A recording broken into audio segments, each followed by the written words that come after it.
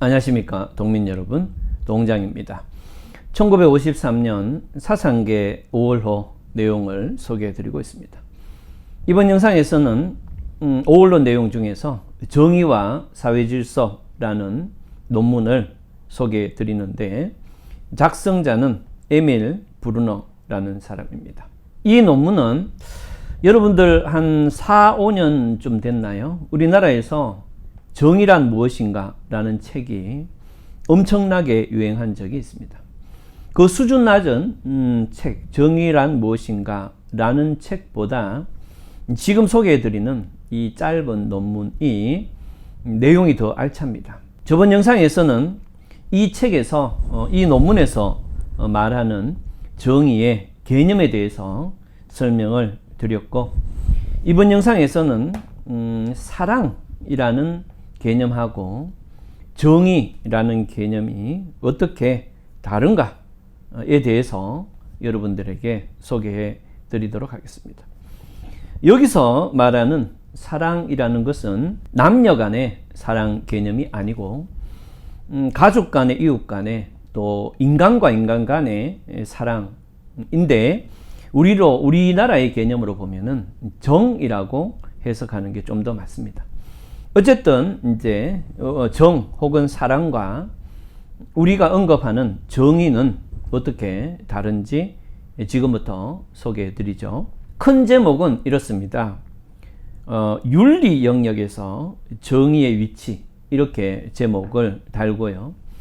그런 다음에 정의와 사랑이라는 이름으로 지금 내용을 전개하고 있는데, 이 내용은 이제 아리스토텔레스의 관점하고 비슷합니다. 무슨 말인가 하면은, 정의의 개념에 가장 기본적이고 오늘날에도 여러 가지 헌법재판 등에서 그대로 사용되고 있는 아리스토텔레스의 정의론이 있죠. 그 아리스토텔레스는 인간 사회에서 인간이 지켜야 될, 혹은 사회가 지켜야 될 어떤 옳음의 기준, 정의라는 것은 사회라는 걸 바탕으로 적용을 해야 된다, 이렇게 얘기를 했습니다. 무슨 말인가 하면, 가족이나 친구 혹은 가까운 이웃 간에는 이 정의라는 개념이 작동해서는 안 된다는 겁니다.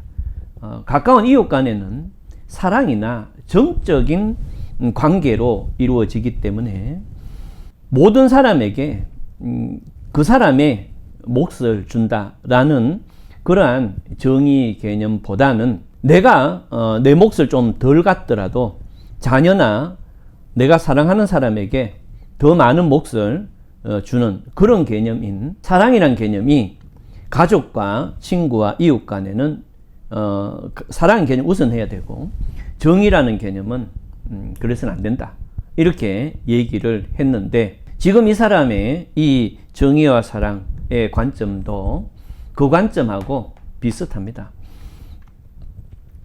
이게 오늘날에는 어떻게 되어 있는가 하면, 여러분들이 남녀 관계에까지도 사랑이 아니고 정의라는 원리를 지금 적용시키고 있기 때문에, 또 친구 간에도 정의라는 개념, 결국에는 나의 몫은 어느 정도고 너의 몫은 어느 정도다 라는 걸 적용하기 때문에, 인간이 비인간화되고 어디서든지 심리적인 안식처가 사라져버리는 그런 사회에 우리가 살고 있기 때문에, 벌써 이러한 개념을 오래전에 아리스토텔레스가 이미 예견을 한 듯이 말했고, 50년 전에 1953년에도 지금의 비인간화를 마치 예견이나 한 듯이 나름대로의 생각을 얘기하고 있습니다. 여기 보시면 정의와 사랑, 즉 형제애를 비교한다면, 그러니까 정의와 형제애라는 그 사랑을 비교를 해봤을 때 어떤 차이가 있느냐. 사랑은 언제나 인격과 관계를 한다는 거예요. 그렇기 때문에 이 사랑이라는 혹은 정은 결코 사물과 관계에 대해서 나타나는 게 아니라는 겁니다. 여기 보면 인격의 영역에 있어서 또 사람과 사람의 상호관계에 있어서는 정의가 아니라 사랑이 최고의 선이라는 것을 우리가 알아야 된다. 이렇게 얘기합니다. 사랑은 정의보다는 더 인격적이다. 이렇게 얘기를 합니다. 하지만 이러한 사랑의 개념은 정의에다가는 적용할 수가 없다. 정의와 사랑은 완전히 다른 거다. 이렇게 얘기하고, 그러면 정의는 어떤 건데, 정의는 최고의 궁극적인 선을 얘기하는 것이 아니라는 거예요. 인간과 인간의 관계, 가족과 부모와 자식의, 그 다음에 친구와 이웃과의 관계는 최고의 선을 추구해서 개인의 희생과 이런 걸 통해서 관계가 이루어지는데, 정의는 그러한 궁극적 선하고는 관련이 없다. 이렇게 됩니다.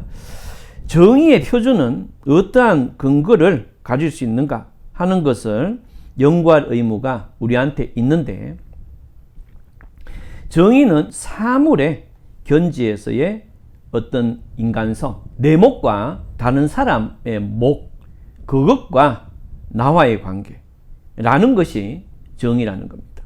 그러니까 비인격적인 물질적인 영역과 인간이 관계하는 것, 이것이 정의다. 이런 뜻이죠.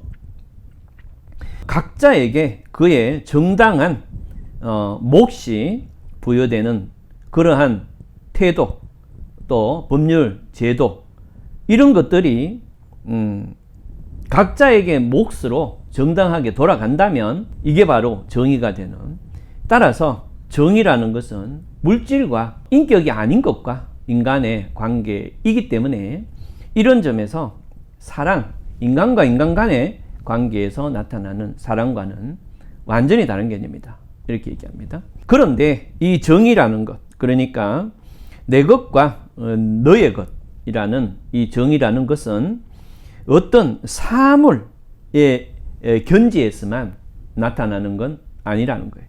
인격이 아닌 어떤 사물과 또 다른 어떤 것과 인간의 관계라는 것은 맞지만 반드시 물질적인 것만은 아니라는 겁니다. 이게 도대체 무슨 소린가 하면은, 정의는 꼭 물질과 인격과의 관계를 넘어서서 정당한 자유의 네 것, 내 것, 또 정치적 권리의 네 것, 내 것, 또 어떤 교사가 있다면 교육을 하는 데 있어서 학생들이 받는 그 교육의 네 것, 내 것 라는 것, 이런 것들, 그래서 결국에는 이 정의라는 것은 인격적이 아닌 나에게 소속되는 물질 및 더 포괄적인 것, 그것과 나와의 혹은 다른 사람과의 관계를 설정하는 것이 정의이기 때문에 인격적 관계가 우선돼야 되는 그런 부분에서는 정의라는 개념은 나타나기가 어렵고, 나타났다면 많은 부작용이 있을 수밖에 없다. 이런 내용이 적혀 있고요. 그 다음에 법률 제정자로서 되어진 것도 아닌 한 산출적인 원초적 사물의 질서로 돌아가. 이게 무슨 말인가 하면은, 정의가 아까 말했던 그런 거라 해서 그것이 법률 제정자로 의해서 설정되는 게 정의인가 라고 했을 때 그건 아니라는 거예요. 법률 제정가에 앞서서 법률 제정가가 어떤 게 정의다 라고 생각하는 그 원초적인 수준, 그것이 정의고, 그러한 원초적인 거에 의해서 법률 제정가의 손을 빌어서 그 원초적인 이 정의의 기준이 드러나는 것뿐이다. 이렇게 얘기를 하고 있습니다. 결국에는 정의라는 것은 국가의 입법이나 제도를 앞서서 존재하는 인격적인 이외의 어떤 것들이, 그것이 각각에게, 나와 너에게 어떻게 소속돼야 되는가라는 당위적인 기준, 이것이 바로 정의이고, 하지만 이런 정의의 기준은 인격적인 관계에서는 작동되는 것은 불가능해야 된다. 라는 것이 여기에서 이 사람이 보는 정의와 사랑의 관계입니다.